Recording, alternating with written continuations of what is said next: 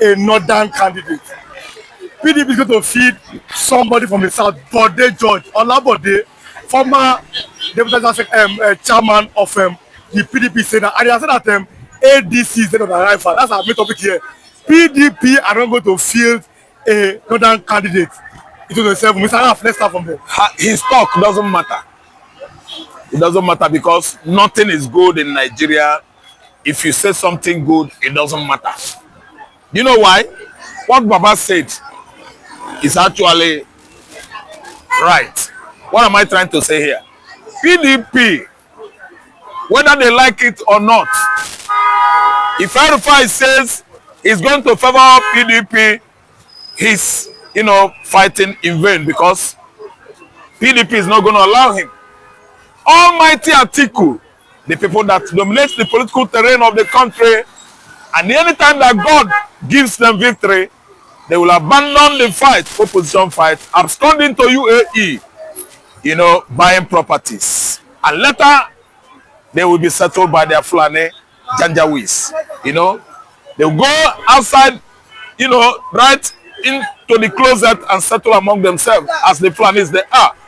Atiku will never, ever be fielded by PDP as a flag bearer. What do I mean here?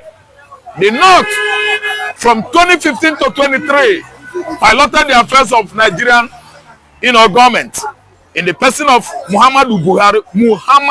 That is for 8 years. So he is from Fulani extraction. Tell me what Atiku is looking again. What is he looking for? I need an answer from anybody. What is it that Atiku is looking for? Fame. Okay, fame. Because Fulani man was there 8 years. What is it that Atiku doesn't he understand? Reading the handwriting on the wall, it should be a sultana to complete Tinubu's 4 years. Do you believe in competency or in zoning?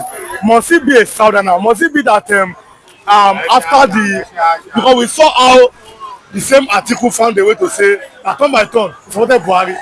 Now turn of the south or in quote turn of the south is finding a way to say okay, let's go to the north. Should we believe more on competency or for everything and justice zoning in Nigeria? Thank you so much. Every Nigeria, every Igbo man, every Yoruba man, every good Hausa man, mid-Beltans, actually believes on competence, not zoning. But do you know what happened? The founding father of PDP, in the person of late Alex Ekweme,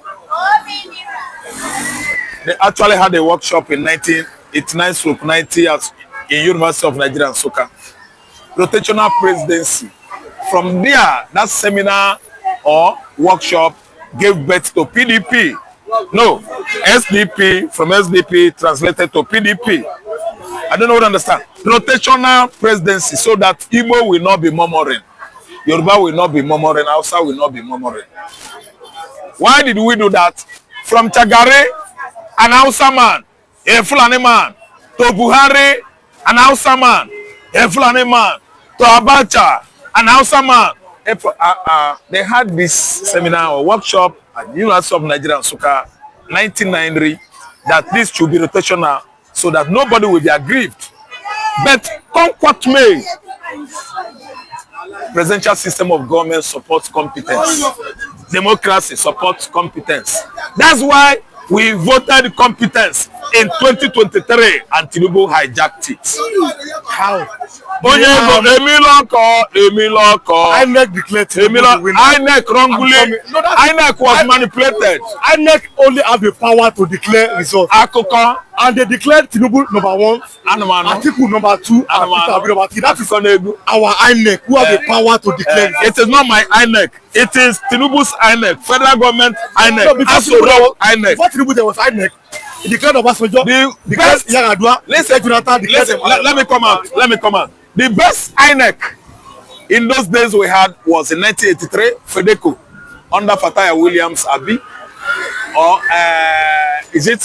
Yeah, Fatai William was okay. Attorney General of Federation. Speaker Ovia Whiskey, I think either Senate President then, This man that headed Fedeco. From Fedeco, it translated to, in 1993, the best INEC man so far in Nigeria was Humphrey Nwosu, professor.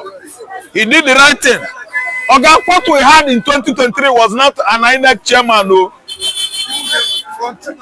Now APC chairman, Fulani chairman, tribalized chairman, Mahmoud Yakubu. But if you say tribalized, he was acting outside the constitution of Federal Republic of Nigeria. Mahmoud Yakubu is from the north. Yes. According to the INEC, he declared Tinubu a Yoruba man as the winner. That's what his Fulani brothers told him. If you tribalized, why did he declare Atiku, who is a Fulani brother? He wouldn't have done such because Atiku was third. The first person was Obi, and the second person was APC. I don't really understand. It was a gang up by the north that Igbo man would not be there. I listen to me. Then again, mostly money bag, Ghana must go played important role too. Because we watch on social media how Tinubu invited Mahmoud Yakubu over into Lagos and they came. What transpired at the back door, everybody were busy writing on comment section, testifying that Mahmoud Yakubu was bribed. These are allegations and there are no, I must be careful that God said, these are allegations and there are no facts and no evidence that points to this. And that's why they are rigging the election and at the court level, no fact, technicality and allegation always carry the day. That's why we will never get it right. Because in America, they know that A is A, there's no how you will turn it to B. But in Nigeria here, we can see overemphasis of what power, vested on executive department or organ of government. That's why whatever Mr. President said is the final. Okay, the judiciary has failed Nigerians. I'm repeating it on and on. What we have is a rubber-stamped judiciary in Nigeria. Judiciary, are they not human beings that occupy that government organ of government or government department? Or even, let me say, it's an agency, federal agency, occupied by human beings, not monkeys. Why are they coming out with monkey results each and every time we went to a presidential tribunal? The court will do whatever they like, whatever that favors the North or the Fulanis. Why is it that the court is not following the law, the rule of law, as it is embedded on Nigeria Constitution? Each and every time we go to the court, the elites, the stakeholders, the people that matters most, the power to be, the power brokers always, carry the day. The judiciary is obsessed with what? Abnormality, travesty of justice, corruption, denial of the obvious. That is what the judiciary is bent on doing in Nigeria. The judiciary, the courts, the lawmakers, the National House of Assembly are filled up with crops of politicians that are what? Crooks. Okay, we elected them there to represent us, but they are not representing us well. They are representing themselves, their families, and their children. Tell me why someone will go to poll and vote to the wrong party, a party that has failed woefully. It is because they have within their control the judiciary. And when it matters most, the soldier, the police, or the military forces under their control. That's why Nigerians that don't want to die, each and every time they conduct election in Nigeria, they distance themselves from the poll, sleeping. They don't come out. Because if you die, you go die Sarah. Yes. If you quarrel and chat too much, then go kill you. And if you die, you go die for nothing. No justice. Who cares? Nobody. And that is why Nigeria will never be. It is so infuriating that we are not getting it right in this part of the world. The only thing is to go home. Everybody should begin to think disintegration now. It is too late. Look at everybody. Our ages are running. Everybody is aging. Nobody is enjoying Nigeria anymore. Nigeria is not for a particular family. No, Nigeria is for everybody. But you can see, we are tired. Not from today till tomorrow. They will tell you, Obi, why are you joining ADC? Obi, why are you saying Nnamdi Kanu should be released? Obi, you have separatist vein in your blood. Why shouldn't Obi tell the whole world the truth that Tinubu is illegally holding Mazi Nnamdi Kanu in the car at its DSS facilities? Why shouldn't Obi say so? Is it because he's an Igbo man? That's why he shouldn't come out and voice out. It is his own fundamental right to voice out. Obi, you are singing a song of losers. Bayo Ononuga thinks that he knows how to speak English more than every other Nigerian. What is coming out from that young man? Bayo Ononuga should take his serious time. David Adu said, Obi was taught, not first.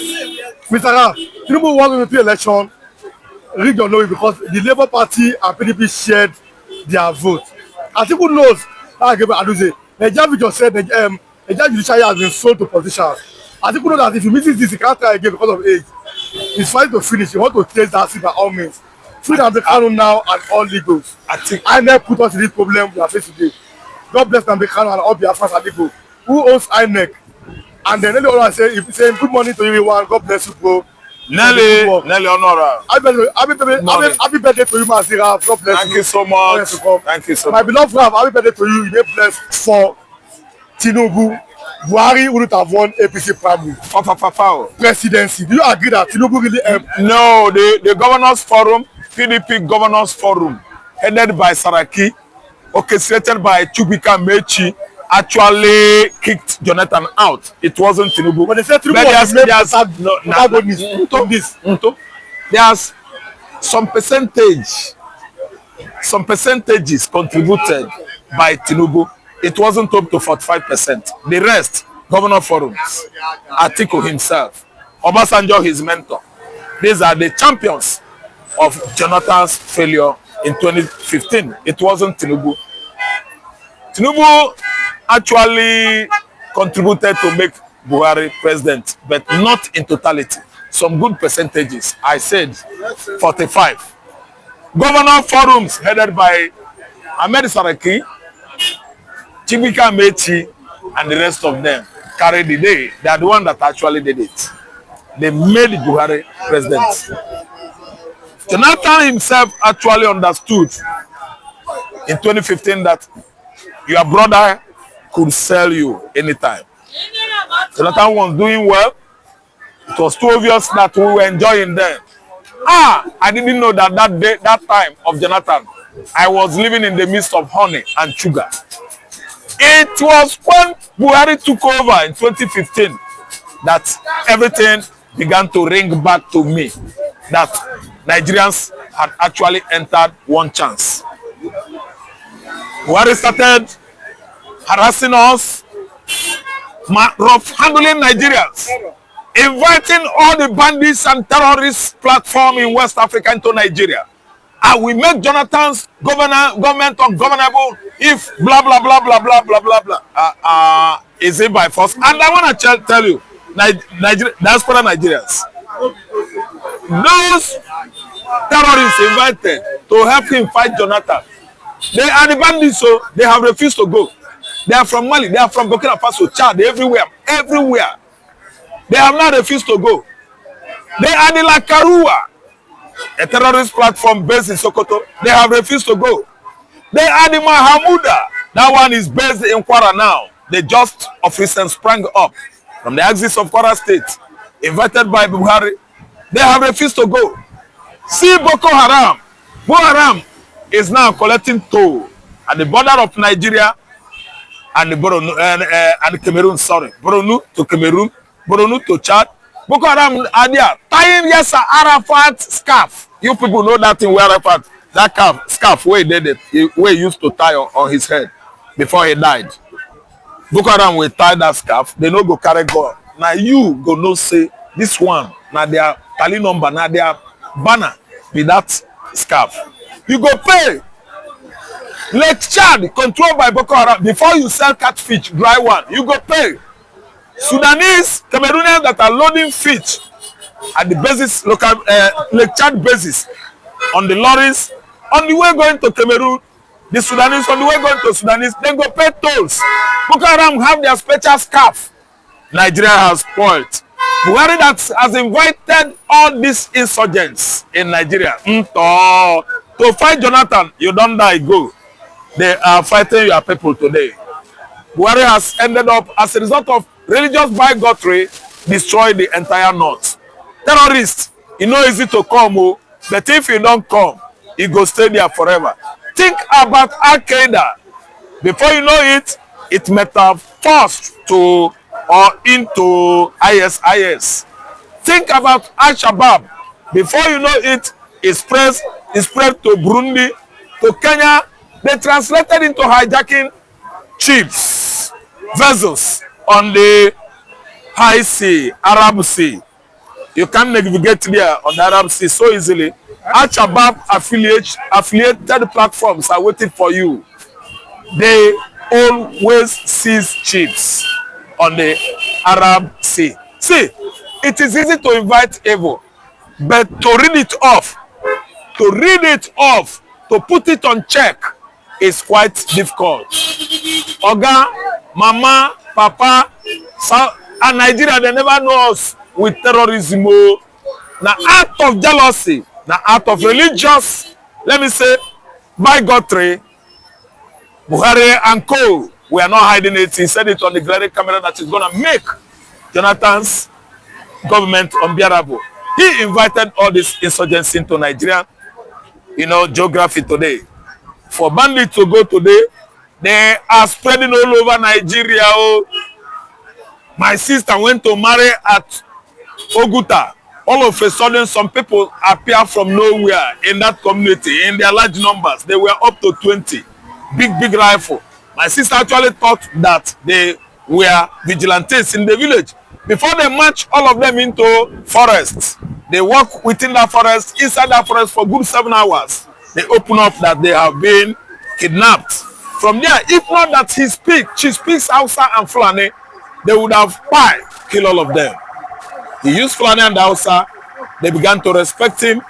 And they actually, oh my God, it was a miracle.